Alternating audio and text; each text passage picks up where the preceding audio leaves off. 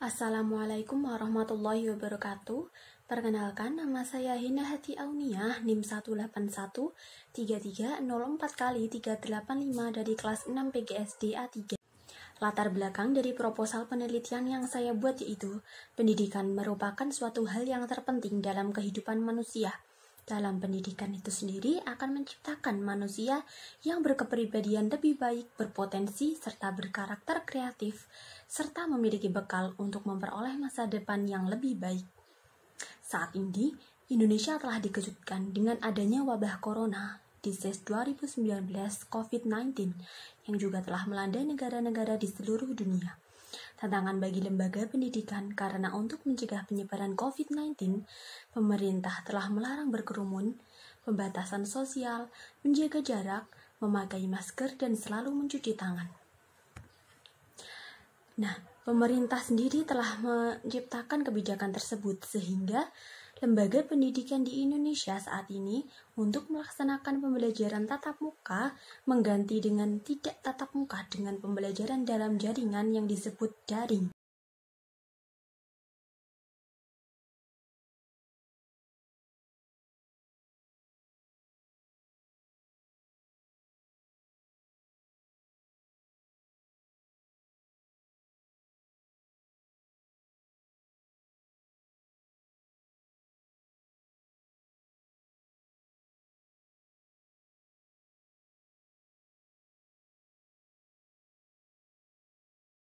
Sebagaimana yang terjadi pada peserta didik di SD 04 Roso saat pembelajaran daring berlangsung, siswa tidak begitu tertarik pada pembelajaran tersebut, yaitu turunnya minat belajar siswa. Siswa cenderung pasif saat ditanya di WA Group sehingga siswa tidak dapat tepat waktu dalam mengumpulkan tugas. Berdasarkan data yang peneliti dapatkan dari wawancara bersama wali kelas 4 SD 04 Roso, yaitu Ibu Lulu Ernawati SPD, bahwasanya pengumpulan tugas 55% siswa mengalami gambaran umum mengenai pembelajaran daring itu sendiri yaitu pembelajaran dalam jaringan sudah ada semenjak mulai bermunculan berbagai jargon berawalan E seperti e-book, e-learning, e-laboratorium, education, e-library, dan masih banyak lagi. Akan tetapi, tidak semua instansi menggunakan aplikasi tersebut dalam proses pembelajarannya. Mulai tahun 2020 di Indonesia, bahkan di seluruh dunia mulai menggunakan pembelajaran berbasis daring. Hal ini dikarenakan permasalahan global bermula penularan wabah coronavirus 2019 sehingga antara efektif dan terpaksa seluruh instansi pendidikan menerapkan sistem pembelajaran daring ini. Secara umum, banyak kendala yang terjadi dalam penerapan pembelajaran daring ini.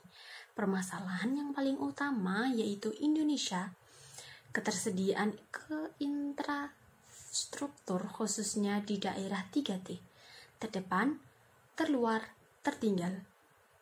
Kendala yang dimaksudkan yaitu ketersediaan listrik dan akses internet yang terbatas, apalagi di desa-desa yang terpelosok. Prinsip pembelajaran daring yaitu terciptanya pembelajaran yang bermakna bagi siswa, bukan terpaku pada pemberian tugas-tugas kepada siswa. Menurut Munawar 2013, perencanaan pembelajaran daring harus mengacu pada 3 prinsip, yaitu sistem pembelajaran harus sederhana, sehingga mudah untuk dipelajari. Yang kedua, sistem pembelajaran harus dibuat personal, sehingga pemakai sistem tidak saling tergantung. Dan yang terakhir, sistem harus cepat dalam proses pencarian materi atau menjawab soal dari hasil perencanaan sistem yang dikembangkan. Manfaat pembelajaran daring yaitu pembelajaran daring memberikan metode pembelajaran yang efektif, berlatih dengan adanya umpan balik terkait, menggabungkan kolaborasi kegiatan dengan belajar mandiri, personalisasi pembelajaran berdasarkan kebutuhan siswa yang menggunakan simulasi dan permainan. Menurut Girardini tahun 2011, pembelajaran daring dapat mendorong siswa untuk melakukan tantangan baru. Dengan hal-hal yang baru juga dalam memperoleh materi pembelajaran. Tantangan baru yang dialami oleh setiap individu siswa dapat membuat siswa menjadi lebih baik.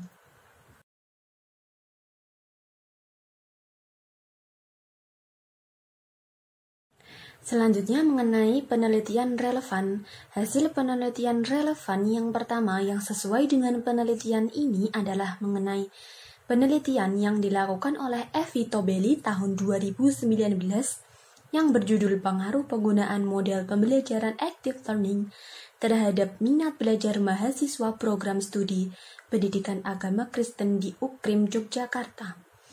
Penelitian ini bertujuan untuk mengetahui minat siswa kelas 10 Madrasah Aliyah Negeri 1, Kota Magelang terhadap pelajaran pendidikan jasmani di sekolah tahun 2008-2007. Dari hasil penelitian menunjukkan bahwa hasil uji statistik adalah menolak.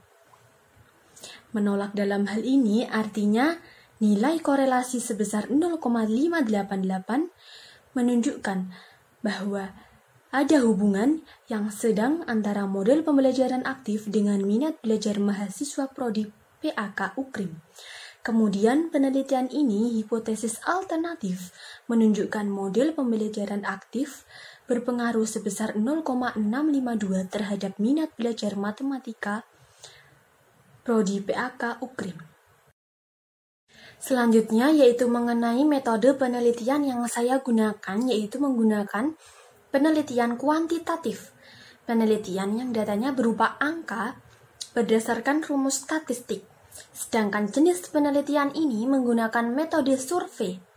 Metode survei dianggap tepat karena dalam penelitian ini dilakukan untuk mengumpulkan informasi faktual melalui kuesioner atau angket. Adapun jenis angketnya menggunakan skala Likert. Menurut Sugiono 2018 bahwa skala Likert merupakan alat yang digunakan untuk mengukur sikap, pendapat, persepsi individu ataupun kelompok orang. Adapun tabel skala Likert disajikan di bawah ini. Penelitian ini dilaksanakan di SD 04 Roso Jepara. Waktu penelitian yaitu dilaksanakan pada semester 2 tahun 2020-2021. Penelitian dimulai sejak bulan Maret 2021. Selanjutnya mengenai populasi dan sampel. Populasi dalam penelitian yang saya lakukan yaitu seluruh siswa kelas 4 SD 04 Roso. Sedangkan sampel yaitu siswa kelas 4B SD 04 Roso yang berjumlah 32 peserta didik. Selanjutnya mengenai variabel bebas dan variabel terikat. Variabel bebas yaitu X, variabel yang dapat mempengaruhi atau dapat menjadi sebab perubahan pada variabel terikat. Variabel bebasnya yaitu pembelajaran daring. Sedangkan variabel terikat, variabel yang dipengaruhi atau menjadi akibat adanya variabel bebas, yaitu adalah minat belajar siswa.